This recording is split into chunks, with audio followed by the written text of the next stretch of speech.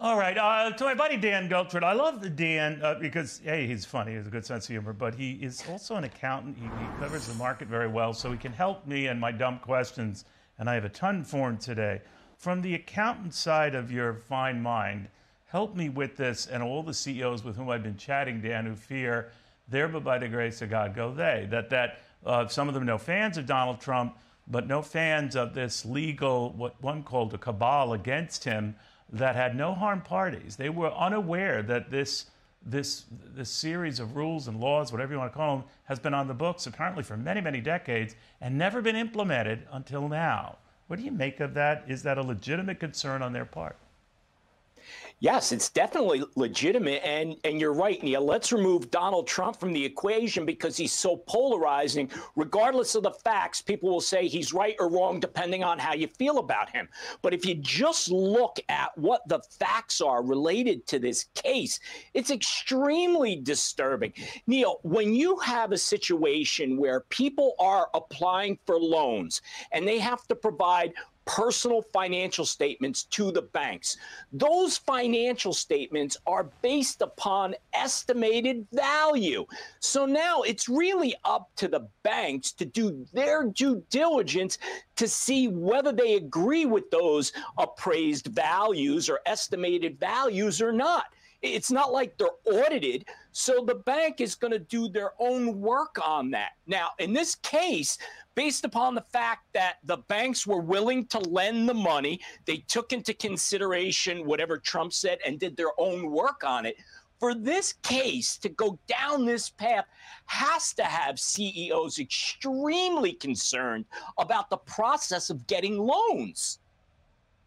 No, it just stuck out of my head that obviously this is going to raise a lot of issues here because we've never seen these issues raised prior. But one of the things when I started looking through this decision, frankly, I didn't understand a lot of it, but it goes back to valuations of real estate.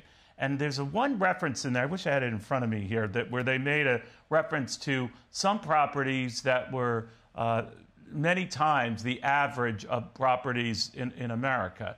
Well, if you're valuing properties, let's say in Palm Beach County, Florida, one of the most exclusive and richest areas on the planet, or New York City, where it isn't a stretch to see penthouses going for $100 million or more, they're different universes. I just found it interesting when they were doing a state of comparison to say, well, this is out of whack with national numbers. Well, those are two very different planetary systems, Palm Beach and New York City.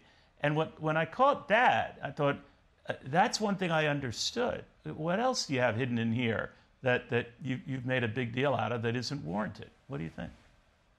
Well, Neil, here it goes to when you talk about the three most important things with real estate: location, location, location. So you're absolutely right. You have to look at what equivalent properties there are in that geographic location. You cannot take a look at the values in New York City and compare those to the values, let's say, in the Midwest, which would get grouped into coming up with a national average for something similar. You can't do it that way. So when you look at how this case was approached, I mean, there's plenty to be concerned about. So it's no wonder that people are looking at this and saying, you know what? Maybe Donald Trump is right. They're specifically going after him because the basis of so many of these things, Neil, just seem completely unreasonable to the layman, like you and I, just looking at this saying it doesn't make sense. Yeah, I hope I'm right on this, but there's a property not too far from Mar-a-Lago that's on the market for, I think, $265 million. It's a beautiful home. It's right on the ocean. But I'm thinking to myself, Mar-a-Lago is like a castle compared to it.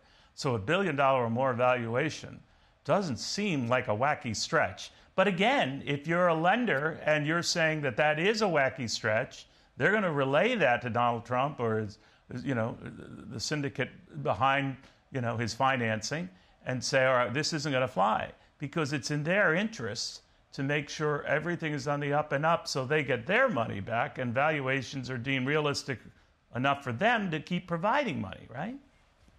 You're exactly right. Neil, look at the most basic example. When somebody buys an average home and they're applying for a mortgage, in spite of whatever the purchase price is, what does the bank do?